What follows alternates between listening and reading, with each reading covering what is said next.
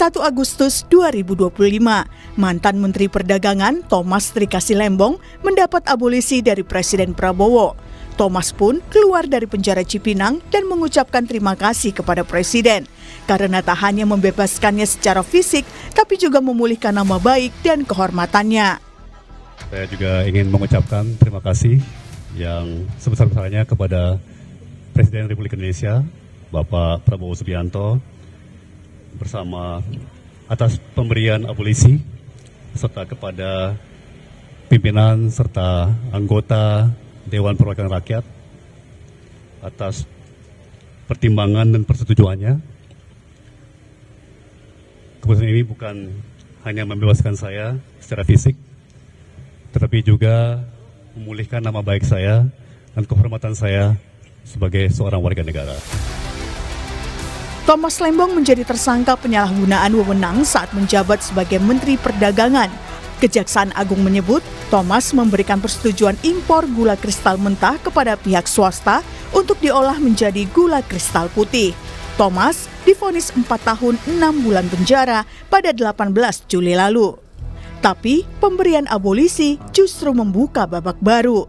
Thomas melalui kuasa hukumnya melaporkan 3 hakim yang menangani kasusnya di persidangan ke Badan Pengawas Mahkamah Agung dan Komisi Yudisial. Thomas menduga ada pelanggaran etik yang dilakukan ketiganya.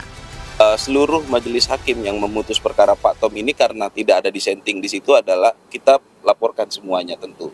Namun yang menjadi catatan adalah ada salah satu hakim anggota ya yang menurut kami selama proses persidangan itu tidak mengedepankan presumption of innocent ya. Dia tidak mengedepankan asas itu tapi mengedepankan asas presumption of guilty. Jadi Pak Tom ini seolah-olah memang orang yang udah bersalah, tinggal dicari aja alat buktinya. Padahal tidak boleh seperti itu proses peradilan.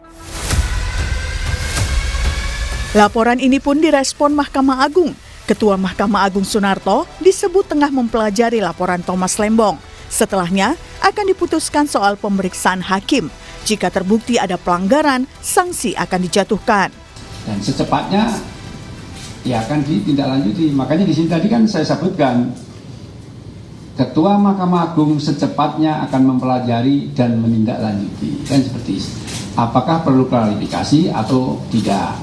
Ya kan seperti itu. Artinya kan pasti ditindaki, pasti itu namanya laporan akan klarifikasi, akan dipanggil, ya seperti itu pasti.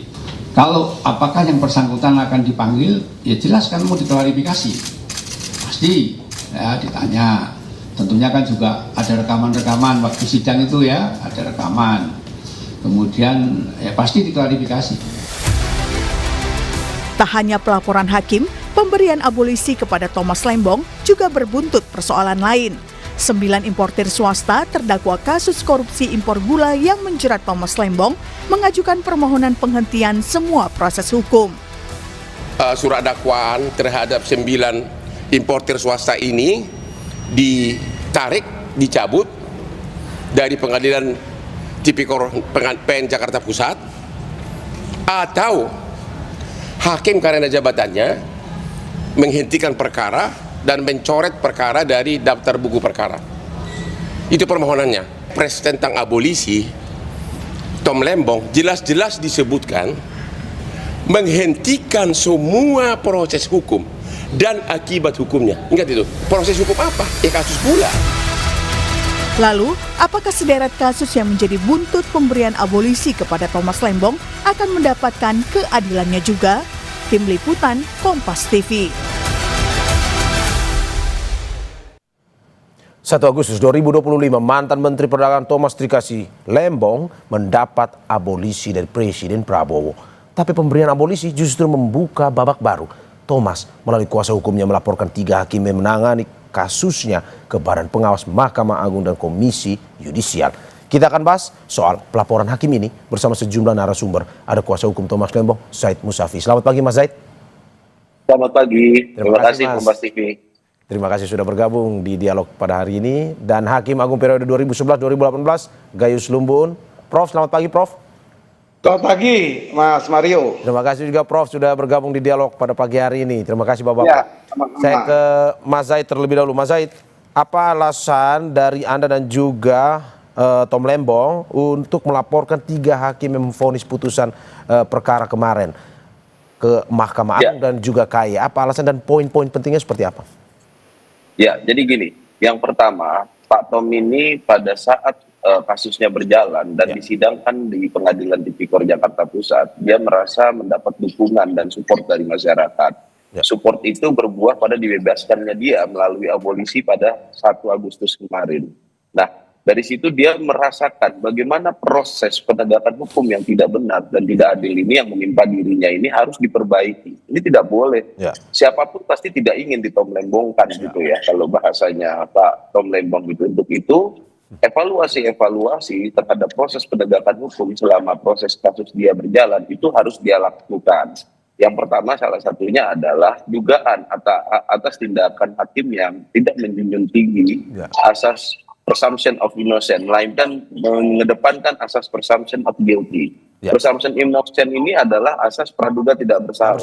Dia tidak boleh, dia harusnya diperlakukan sebagai orang tidak bersalah, ya kan? Karena proses peradilan itu harus mencari kebenaran, bukan mencari-cari kesalahan.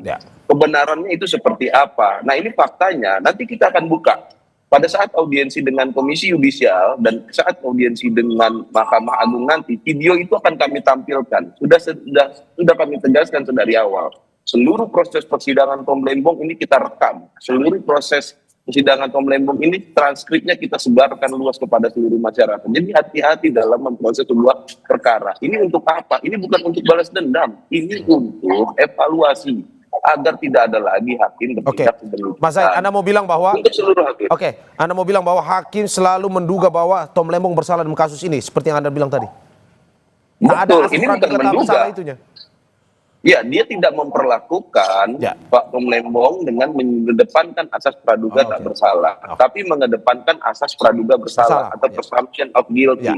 Jadi seolah-olah Pak Tom ini diperlakukan orang yang sudah bersalah, proses persidangan adalah mencari alat buktinya.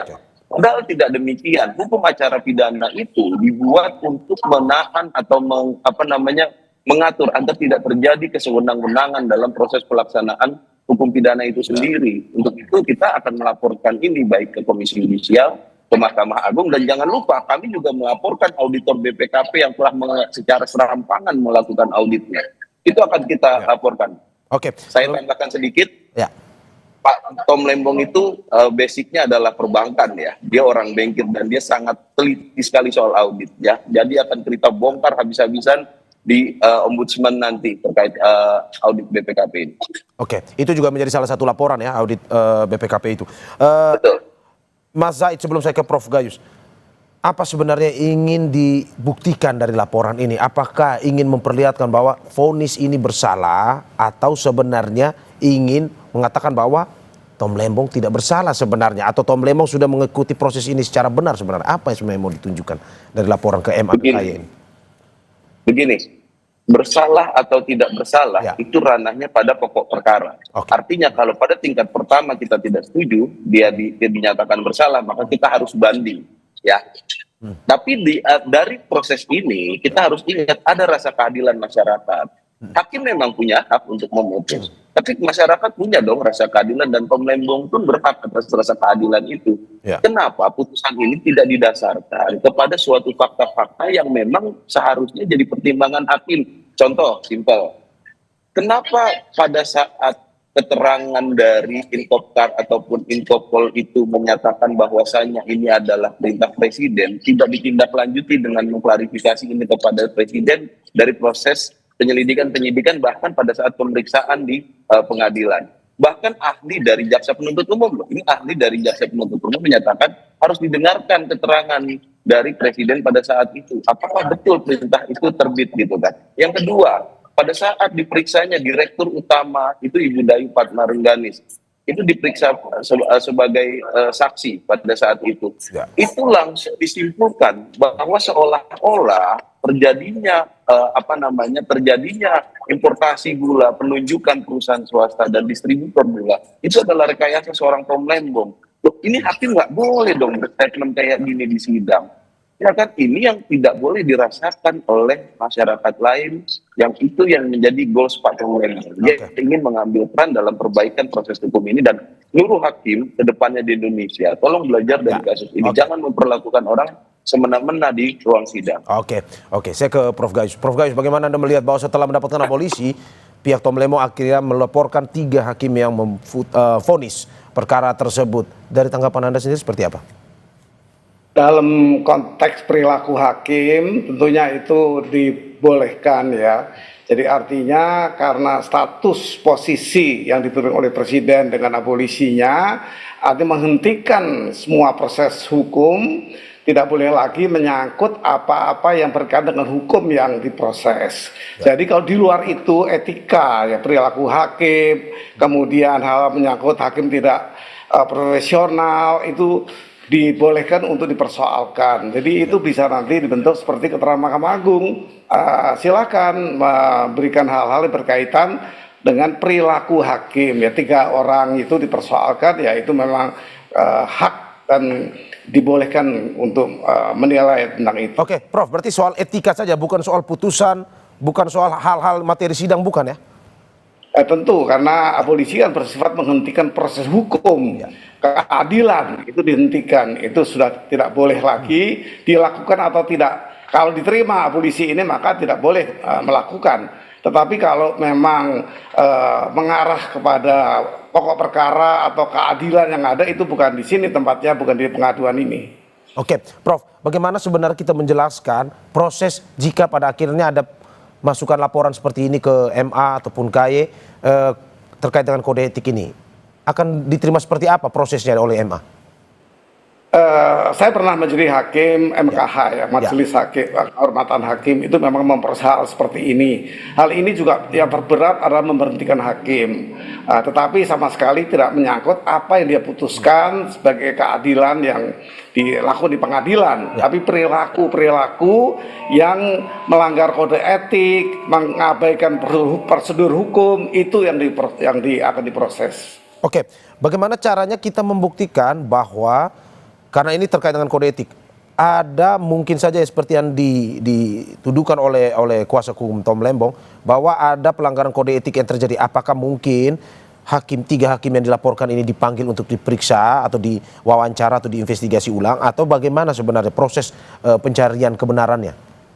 Iya, dipanggil ketiganya. Kemudian biasanya kalau bukan KPN-nya pun diminta untuk beri keterangan terhadap perkara ini sehingga berkembang di masyarakat dengan luas dan mengganggu pencitraan pada pengadilan dan hakim. Ini tentu perlu ditegakkan kehormatan hakim, profesionalnya hakim di pengadilan. Kalau dia dinyatakan bersalah, ada 3 tingkatan: teguran ringan, kemudian ada penurunan pangkat hakim, dan seterusnya sampai dengan maksimal ada pemberhentian sebagai hakim. Oke, berarti sanksi pada akhirnya jika memang apa yang dituduhkan ini benar, paling berat itu tadi pemberhentian ya, Prof, bukan dalam arti bahwa itu paling berat. Oke, bukan berarti bahwa terkait dengan materi sidang ataupun vonisnya, tidak ya? Tidak sama sekali, karena kita tidak menyentuh itu, apalagi itu sudah dihentikan ya. Kalaupun bukan soal pengendalian abolisi, juga kalau menyentuh hal-hal keadilan diputuskan, itu bukan wilayah dari Majelis Kehormatan Hakim.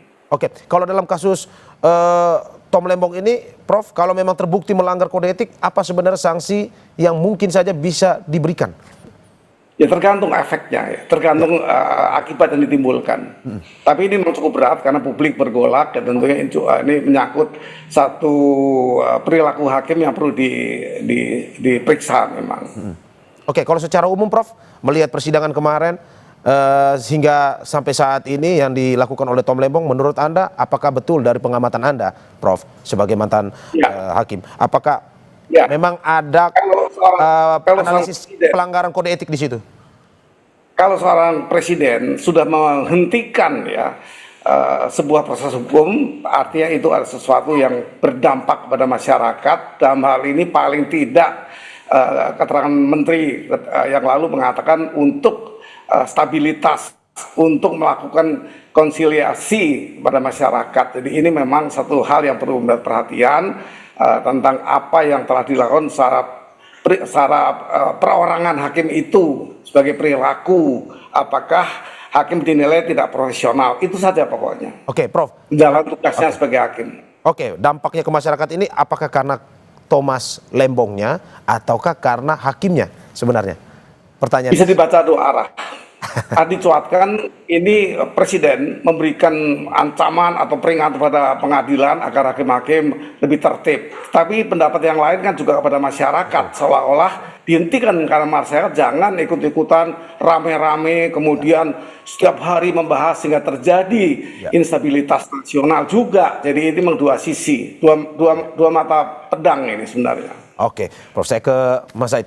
Mas Said, bagaimana Anda melihat bahwa ya tadi seperti yang disampaikan oleh Prof Gayus, dalam kode etik ini ada sanksi-sanksi yang memang diberikan, tingkatan sanksinya yang paling tinggi adalah pemberhentian itu.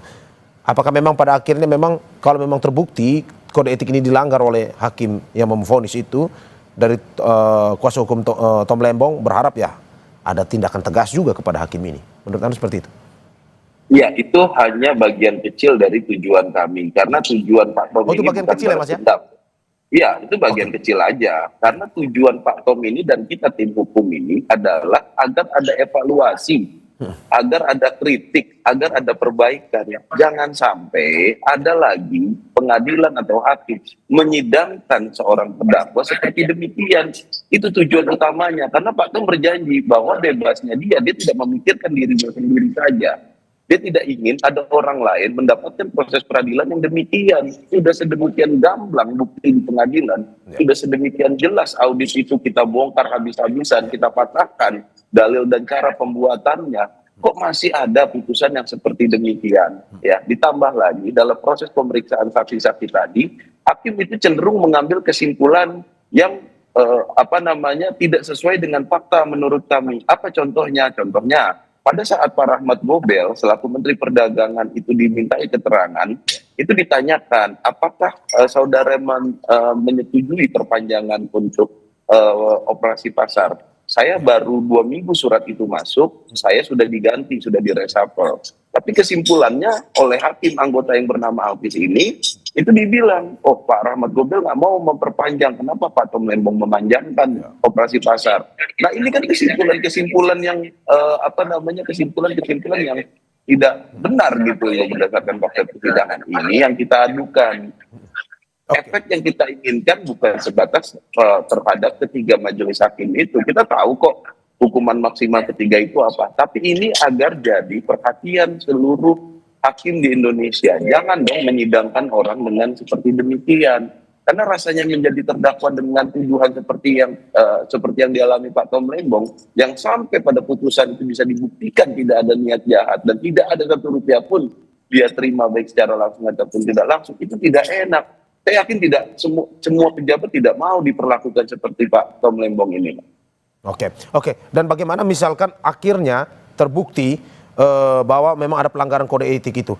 Apakah dari pihak Tom Lembong meminta ada permintaan maaf ataupun secara terbuka kepada Tom Lembong atau bagaimana sebenarnya? Gini, tolong sekali lagi kami tegaskan jangan menjadikan laporan Pak Tom ini bersifat personal.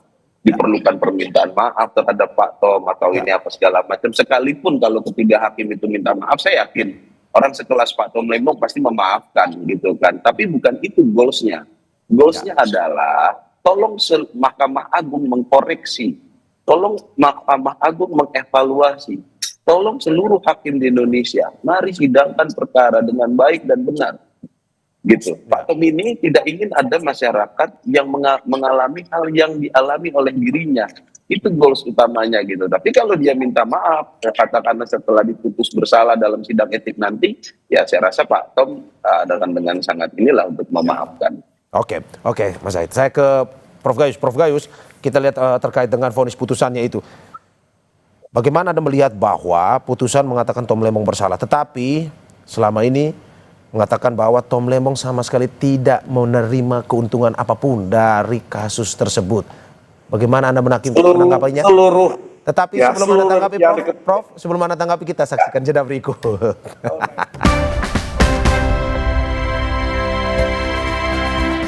Terima kasih masih di Sapa Indonesia Pagi bersama saya Mario Sarong dan sejumlah narasumber saya. Ada kuasa hukum Thomas Lembong, Zaid Musafi, dan juga Hakim Agung periode 2011-2018 Gayus Lumbun. Saya ke Prof. Gayus.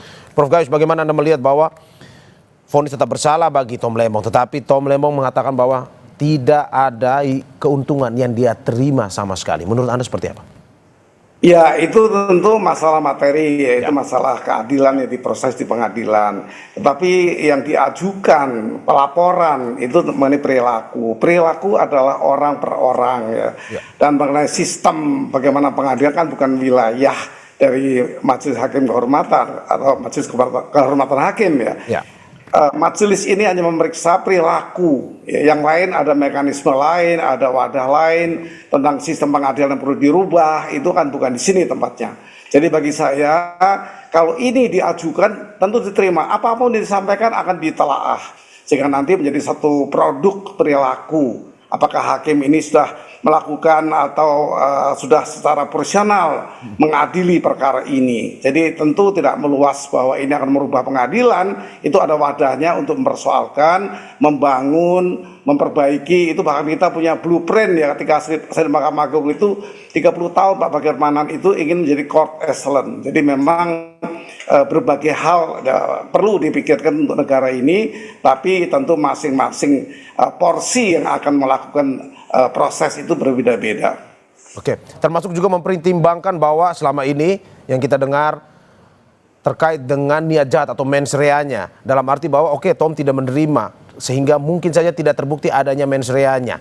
Menurut Anda seperti itu bisa juga masuk dalam pokok laporan itu yang akan diperiksa? Mens rea itu kan satu hal yang diharapkan untuk bisa memberikan pandangan seperti itu. Mens rea dan actus reus ya, itu harus sejajar. Artinya tidak punya niat tapi juga tidak pelanggaran apapun. Nah, itu kira-kira pasangan secara umum dipandang seperti itu. Sehingga mens rea ini diatur juga di Undang-Undang KUHP ini. Ya, kalau kita perhatikan pasal 44 itu tegas ya, yang dimaafkan dan yang dibenarkan. Itu harus melengkapi atau itu bagian dari satu kelengkapan dari mens rea. Mens rea harus tidak dipandang bisa dimaafkan atau bisa dibenarkan. Jadi tidak mens rea berdiri karena siapa bisa baca hati orang. Hati orang itu disandingin ya dengan satu pasangannya ya. Kalau orang menabrak orang mati, misalnya tercacat seumur hidup, itu diukurnya adalah itu. Dia tidak punya niat untuk membunuh melalui kecelakaan ini, tetapi dia lalai. Ya itu bukan bagian dari mens rea, itu sandingan ya, sehingga dia dihukum juga ya, seperti itu ternyata. Jadi hal-hal seperti itu mesti dengan baik-baik kita pahami. Mens rea tidak berdiri sendiri. Mens rea harus dengan actus reus dinilai sebanding keduanya, tidak bisa dipisahkan. Oke, termasuk juga dengan tadi yang dikatakan oleh Mas Zaid bahwa terkait adanya hakim terlalu ini melihat bahwa ini tidak ada prasas aduga tak bersalahnya, lebih ke mengatakan prasas bersalahnya, praduga bersalahnya si Tom Lembong ini. Menurut Anda itu juga menjadi bagian dari proses ataupun penilaian nantinya? Kalau itu sebagai bagian ya tentunya akan dibahas, akan disidangkan oleh Majelis Kehormatan Hakim. Kalau itu dicuatkan, apapun boleh saja dilaporkan, nanti MKH akan menilai secara seimbang ya. Belum tentu juga Pak hakim-hakim ini akan minta maaf ke Pak Lembong, juga bisa sebaliknya kan, atau tidak sama sekali, dua-duanya tidak masalah. Itu putusannya berbeda ya. Itu bukan konteks kami, bukan ketika saya di Mahkamah Agung ya, bukan konteks kami ketika itu di sana itu mempersoalkan hal seperti itu. Kami yang memutuskan saja apakah laporan ini betul diperiksa dengan baik. Kalau betul ada tadi tingkatan-tingkatan sanksi sampai dengan pemberhentian kalau berat ya. Kalau berat itu ada berdampak seperti itu akibat perbuatan personal, bukan sebagai hakim yang memutus perkara. Oke. Mas Zaid, saya ke Mas Zaid. Mas Zaid, bagaimana Anda melihat bahwa ini ada tadi tidak ada niat jahat, Pak Tom tidak menerima apapun, tapi mungkin saja ada proses-proses yang memang dinilai hakim mungkin melanggar, pada akhirnya divonis seperti itu. Menurut Anda itu yang ingin Anda menjadikan pokok nantinya, atau mempertanyakan kode etik dari hakim itu, atau seperti apa sebenarnya? dari pernyataan. Halo, Mas Said? Halo, halo. Oke, bisa didengar ya? Halo, udah Oke. masuk, Pak. Oke, silakan Mas. Oke. Ya. Yang pertama tentu pokok perkara dengan pengaduan ini dua hal yang berbeda. Berbeda, ya. Tetapi pengaduan ini didasarkan pada perjalanan pokok perkara itu sendiri. Ya. Ya kan? Nah, tadi udah saya sebutkan contoh-contohnya. Gitu kan? Nah, contoh lagi. Pada saat kita mengajukan memori banding, kita masukkan memori banding. Sebelum berkas banding itu dikirim ke pengadilan tinggi, itu kita melakukan proses pemeriksaan berkas yang namanya insahe. Kita mau cek apakah betul dikatakan ada pertemuan-pertemuan yang dilakukan oleh Tom Lembong. Yang ini jadi bukti dari niat jahat. Kalau tadi disinggung bahwasanya mensrea itu harus ada tindakannya, betul, bisa dilihat dari tindakannya. Tapi faktanya tindakan tersebut juga tidak ada. Nah, bagaimana hakim bisa mengambil pertimbangan yang tidak benar? Makanya kita cek pada saat proses berkas itu diperiksa di proses indaga di pengadilan negeri kemarin. Pada saat kita cek, itu ternyata didasarkan pada BAP. Bukan berdasarkan pada fakta persidangan. Fakta persidangan semua kompak, baik dari pihak swasta, dari pihak dari pihak Dirjen ya, Gusti Agustin hari itu menyatakan memang Pak Tom tidak pernah bertemu ataupun berkomunikasi baik langsung ataupun tidak langsung Dengan perusahaan-perusahaan itu ya? Iya, penunjukan 8 perusahaan swasta itu adalah daftar termasuk dalam perusahaan yang namanya sudah masuk di daftar list yang dibuat oleh Pak Rahmat Gobel pada bulan Mei 2015-nya. Itu dalam konteks pokok perkaranya. Tapi pertimbangan ini, cara membuat pertimbangan yang tidak didasarkan oleh fakta pengadilan, melainkan didasarkan pada fakta BAP, ini yang kita sayangkan. Kok bisa gitu loh, mengambil ini masih dari BAP, kalau gitu kita nggak usah bersidang dong. Ya. Langsung aja setelah BAP, putuskan aja Pak Tom ini bersalah gitu. Ya. Nah, kita fungsinya proses persidangan disitulah diklarifikasi. Sesuai dengan pasal 185 KUHP itu kan bukti yang didengarkan, bukti keterangan saksi yang digunakan adalah keterangan saksi yang didengarkan di ruang sidang, bukan yang di BAP. Ya. Gitu. Ini yang kita sayangkan dari perilaku dan profesionalitas hakim, ya kan, khususnya hakim anggota yang bernama Pak Alkis itu, ini yang kita adukan. Nanti pada saat paparan, seperti sudah saya sampaikan sebelumnya, pada saat audiensi nanti akan kita tampilkan semua video ini. Kami buktinya lengkap, nggak main-main kami ini dalam membuat laporan. Mas, termasuk apakah mungkin saja seperti Anda bilang ada dugaan politis dalam putusan ini, termasuk itu juga yang mempengaruhi kode etik atau gimana sebenarnya menurut Anda? Saya nggak punya parameter untuk menilai ini adalah politis atau tidak, ya kan. Tapi dalam ilmu hukum, kebijakan politik dan keputusan hukum itu adalah dua hal yang selalu berkelindan. Jadi satu sama lain sulit dipisahkan. Oke. Berarti maksud Anda seperti yang Anda mau bilang bahwa mungkin saja ada pengaruh politisnya dalam putusan ini. Itu yang Anda mau bilang? Kalau kita pernah belajar sama Prof. Mahfud itu kan dalam politik hukum itu dua hal yang selalu berkelindan, Mas. Rasanya seperti itulah. Oke, Mas Said. Saya ke Prof. Gayus. Prof. Gayus, bagaimana Anda melihat seperti apa yang disampaikan tadi, bahwa memang betul ada desakan-desakan bahwa ini ada hubungan politisnya dengan Tom Lembong dan segala macam, sehingga ini beliau tidak diterima, tetapi vonis bersalah. Menurut Anda, apakah mungkin saja hakim juga memutuskan sesuatu, ada unsur atau dipengaruhi oleh unsur-unsur politis atau bagaimana, Prof?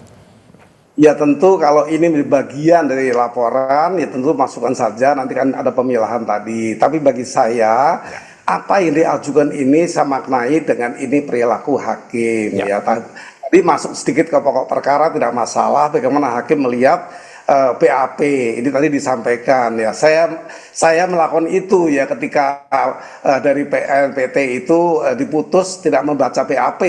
Karena apa? Karena saya ingin tahu kenapa orang dihukum 7 tahun karena narkoba. Ternyata penggunaan narkoba di BAP itu dipersoalkan, dia menggunakan dokter pribadi yang menyarankan untuk penggunaan itu karena yang bersangkutan pernah mempunyai suasana kerja yang tegang ya, misalnya yang bersangkutan ini pernah mendapat setelan sana ya, ada 2 Timur dan Aceh misalnya, sehingga dia patut menggunakan sesuatu obat ini masuk kategori narkotika. Itu memang di BAP itu sumber juga bagi kami, termasuk pledoi dan termasuk semua dakwaan dan tuntutan itu kami perhatikan sehingga tidak berhenti di sana, sehingga penerapan hukum itu tepat ya. Itu kalau menyinggung sedikit teknis yuridis, kenapa BAP digunakan seperti itu. Ini mohon maaf, ini pengalaman ya. Jadi itu sudah dipahami juga. Ada 3 bendel di depan meja hakim itu, yang di meja hakim agung maksud saya ya, termasuk nanti yang mereka ini.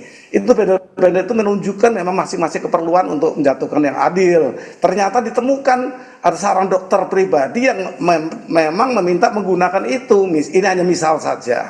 Ini di luar konteks kita. Tapi ini hanya pengalaman yang perlu saya sampaikan ke publik. Oke, Prof. Gayus, bahwa Anda mau bilang bahwa sebenarnya memang ada banyak mungkin saja yang tidak hanya politis ya, tapi mungkin ada banyak-banyak unsur yang bisa mempengaruhi putusan seorang hakim ya? Tentu bisa, karena hakim ini memutus melalui tiga hal ya, atau 3 pintu untuk memutuskan keadilan itu. Pertama, bagaimana hakim memandang secara logika. Kedua, secara keyakinan hakim, secara pribadi hakim. Ketiga, yaitu secara yuridis atau undang-undang yang mengatur. 3 hal itu sudah sangat simpel sebenarnya untuk hakim memutus, tapi lengkap ya, simpel tapi lengkap seperti itu. Oke, dan apakah memang mungkin saja dari proses di laporan di MA dan juga KY ini akan melihat apa saja yang mempengaruhi putusan dari hakim ini? Apakah itu juga tentu mencari? Oh gitu ya. Secara pribadi, secara personal, hakim personal ini perilaku. Saya harus mengingatkan bahwa ini menyangkut kelayakan, kepatutan perilaku hakim-hakim yang diadukan. Ya. Bukan putusannya atau bukan pertimbangan hukumnya. Oke, termasuk kalau misalkan kita menemukan ada unsur politisnya, apakah itu juga salah satu yang bisa disanksi berat, Prof? Kalau misalkan ditemukan, kalau politis teknis ya, kan politis itu ada 2 ya, ada etis, ada teknis ya. Kalau teknisnya masuk, tentu dia akan dipersoalkan. Kenapa kamu memasukkan teknis politik yang bukan wilayah hukum? Tentunya bukan wilayah hak hakim mempertimbangkan politik. Ya, tentu hakim akan ditanya nanti apa pertimbangan Anda memasukkan atau mendengarkan atau mematuhi, itu nanti akan dipersoalkan. Oke, berarti semuanya akan dicari ya terkait dengan kode etik dan juga apa yang mempengaruhi putusan ini dilakukan ya, Prof ya? Ya. Oke, saya ke Mas Said. Mas Said, apa sebenarnya bukti-bukti apa saja yang Anda bawa ke KY dan juga ini kalau tidak salah di auditor ya BPKP, Anda juga melaporkan terkait dengan putusan ini. Apa bukti pendukung Anda yang ini Anda bawakan untuk meratakan bahwa kode etik dari hakim yang memutus ini bersalah, pun juga auditor ini yang melakukan audit juga tidak sesuai dengan proses saat itu? Yang pertama, untuk pengaduan pelanggaran kode etik, tentu yang untuk mempermudah kita akan membackup-nya dengan bukti video, ya kan, dan bukti audio juga dengan bukti transkrip persidangan.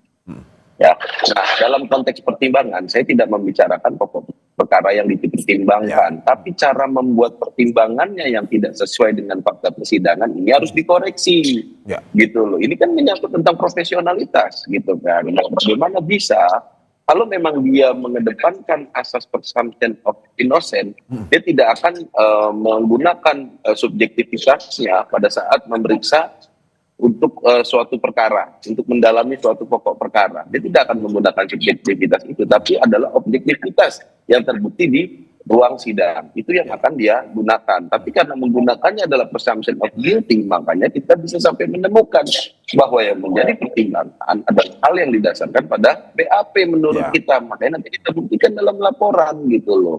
Kami kan tidak ingin berkoar-koar di media, banyak bicara di media, tapi tidak membuat suatu langkah hukum. Kita membuat langkah hukum, kita kasih buktinya. Ya kan, ayo silakan instrumen hukum memprosesnya. Seperti apa evaluasi dan kritik terhadap proses yang sudah berjalan kemarin. Itu dalam konteks laporan dugaan ke MA dan ataupun ke KY. Dalam konteks auditor, kita mengkritik. Nah, apa buktinya? Itu adalah counter audit. Itu sudah kita paparkan di ruang sidang. Bagaimana bisa pembuatan audit itu seperti, itu sangat kita sayangkan lah profesionalitasnya. Contoh gini. Audit itu kan harusnya ada suatu fakta, ada dasar hukum, ada analisa, akhirnya melahirkan kausalitas kerugian keuangan negara. Ini tidak.